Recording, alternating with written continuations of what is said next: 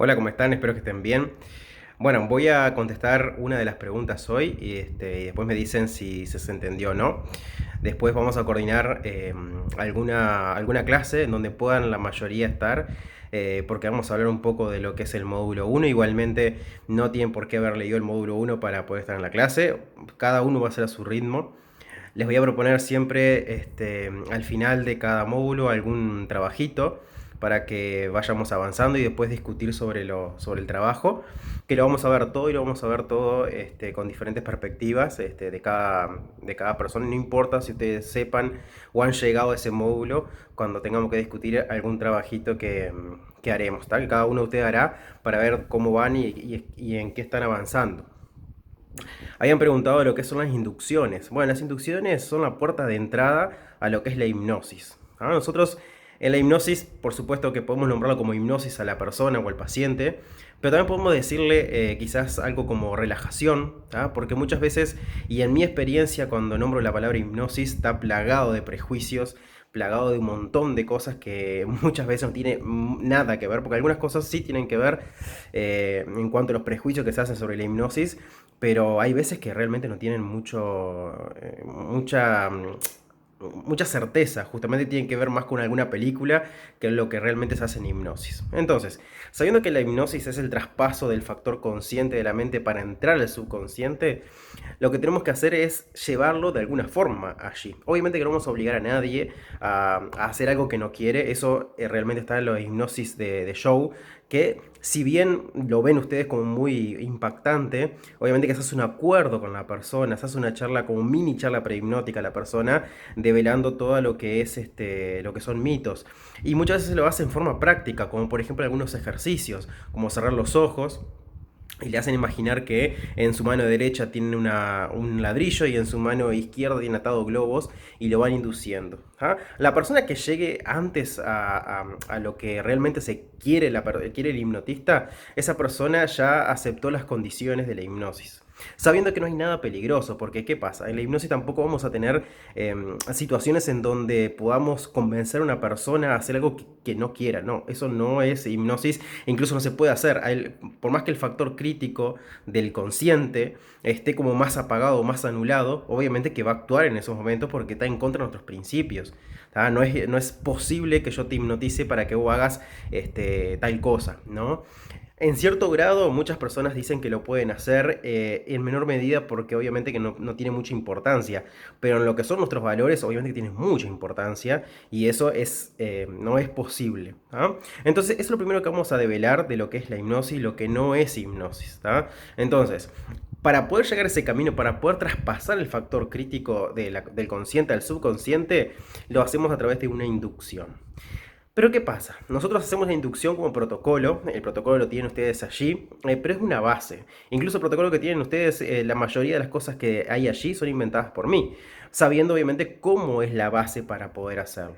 ¿Ah? Después vamos a explicar bien y vamos como a desmantelar. Eso tiene mucho de las inducciones que se llaman Hellman. Bueno, Hellman justamente es uno de los precursores de estas inducciones que no son relajaciones progresivas como muchas veces se hace, que incluso para mí ya está como pasado de tiempo, no hay una persona que pueda llegar a tener su atención por 20 minutos para relajar al paciente, sino que se hace en 5 minutos. ¿Ah? Que media entre lo que es una hipnosis rápida y espontánea, que después lo vamos a aprender lo que es una hipnosis espontánea, que esto tiene que ver con otro curso, es saber cómo hipnotizar. Acá lo que vamos a aprender es como lo básico para poder entrar a una regresión a vidas pasadas. Pero las inducciones son justamente el camino para llegar a eso, a traspasar el factor crítico.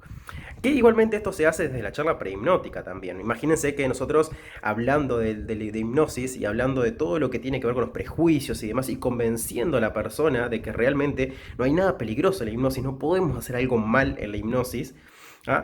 La persona puede llegar a quedar como mucho más tranquila y puede aceptar directamente las sugerencias que vamos a hacer. Ah, entonces, las inducciones tienen que ver justamente con eso, es el camino para llegar al trance.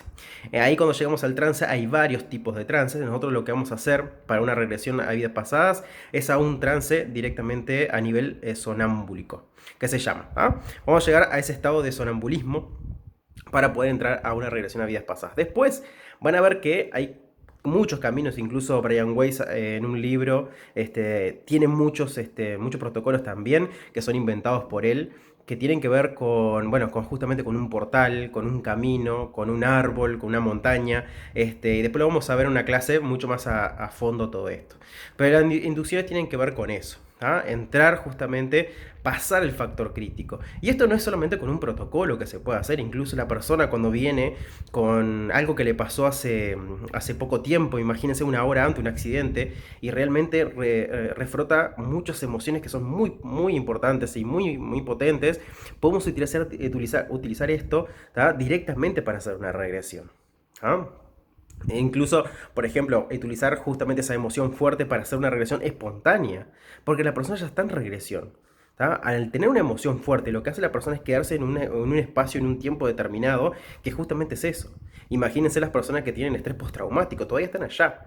Y en las regresiones de vidas pasadas es algo muy similar. ¿Ah? Porque nosotros lo que vamos a hacer sin hacer regresión de edad, porque la regresión de edad tiene que ver mucho con algo más terapéutico de la psicología. O sea, yo, si bien hago regresiones de edad, yo lo hago porque soy psicólogo, y muchas veces no puedo manejar esas emociones que están allí, que son de su vida histórica. En las regresiones a vidas pasadas, como se pueden explicar de dos maneras, una tanto esotérica, directamente que sí existen las vidas pasadas y obviamente hay muchas cosas para solucionar y las traemos a esta vida. Hay otra que se explica a través de lo que es simbólico, de lo que realmente dicen, bueno, mi mente lo que hace es crear una situación específica, ¿tá? Para poder ser compatible con esta vida y al tener una emoción muy fuerte en una vida pasada, al solucionar acá en la vida pasada, lo solucionamos también en el presente. Y como es algo que realmente puede ser explicado por la imaginación de nuestra mente, que, bueno, sabemos igualmente que, esto es opinión propia, sabemos que no es tanto imaginación, es que realmente es una rememoración vívida, ¿no? No una rememoración solamente de recuerdo, no es algo vívido y que se puede solucionar. Entonces, las inducciones van directamente a eso. Y yo les decía que no tiene mucho que ver con que sea específicamente con un protocolo, puede ser directamente con una emoción fuerte. Incluso hacer despertar una emoción para hacer una regresión. Entonces muchas personas pueden llegar a tener una regresión espontánea, que incluso mucho cuando yo enseño a psicólogos a hacer regresiones directamente de edad, y no regresiones de vidas pasadas, pero regresión de edad, muchas veces también les enseño como un apartado a regresiones a vidas pasadas. ¿Por qué? Porque muchas veces la persona entra directamente a una vida pasada, sin pasar por esta vida. Entonces, la mente lo que va a hacer va a buscar el momento específico, el origen de todo el problema. Más cuando nosotros intentamos hacer que la persona, luego de la inducción, le intentamos hacer directamente ir al origen. Y bueno, nosotros no sabemos cuál es el origen. El origen puede ser la vida específica o puede ser una vida pasada.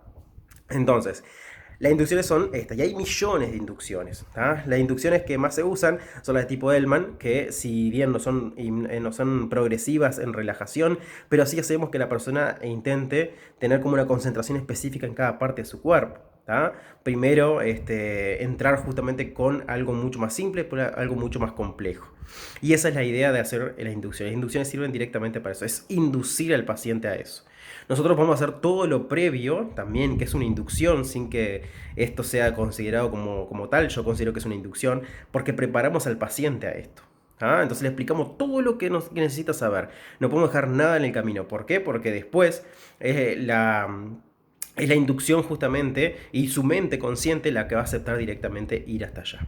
Ajá. Espero que le quede claro. Igualmente después volvamos a hablar de los protocolos que hay allí como base. Después van a crear ustedes su propia base, porque la inducción lo que tiene es que puede obviamente haber como modificaciones de acuerdo al paciente, porque ustedes van a conocer al paciente.